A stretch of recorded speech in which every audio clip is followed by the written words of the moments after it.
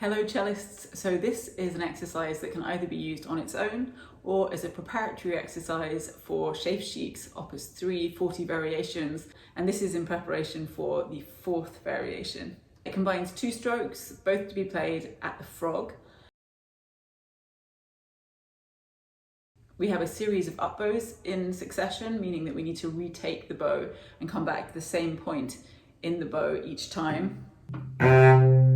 So we're starting just a little bit below the balance point to stay around the frog. And then we have a series of down bows in succession, again needing to come back always to the same spot, but we're going to come back now right to the frog because we're starting on the down bow.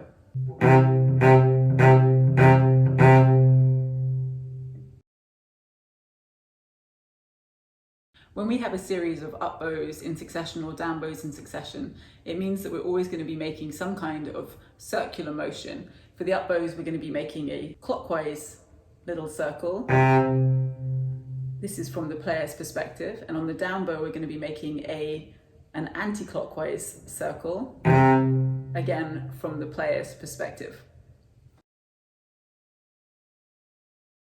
Something to watch out for with this exercise is the motion of the elbow.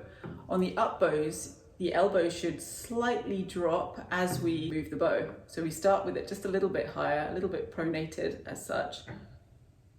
And then the elbow just slightly dips as the bow moves. On the down bow, the elbow is more moving straight across.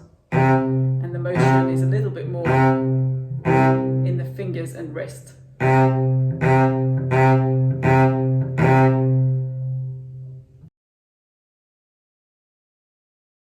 Also pay attention to not be too far from the bridge. The higher we come up, the easier it is to hit the other strings.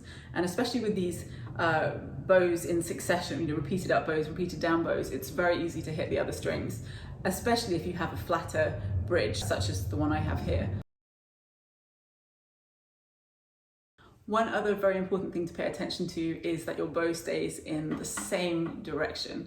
You want to have a straight bow. A really easy, fast way of checking this out is to watch the point. Another is to check that we are staying, especially for longer bows, when we're using longer bows, so that we're staying with the same contact point between the bridge and the fingerboard, not moving up and down. If you're doing that, then your bow is not moving straight across the string. So contact point is one idea, but for shorter bows like this, especially, it's really great to watch the point.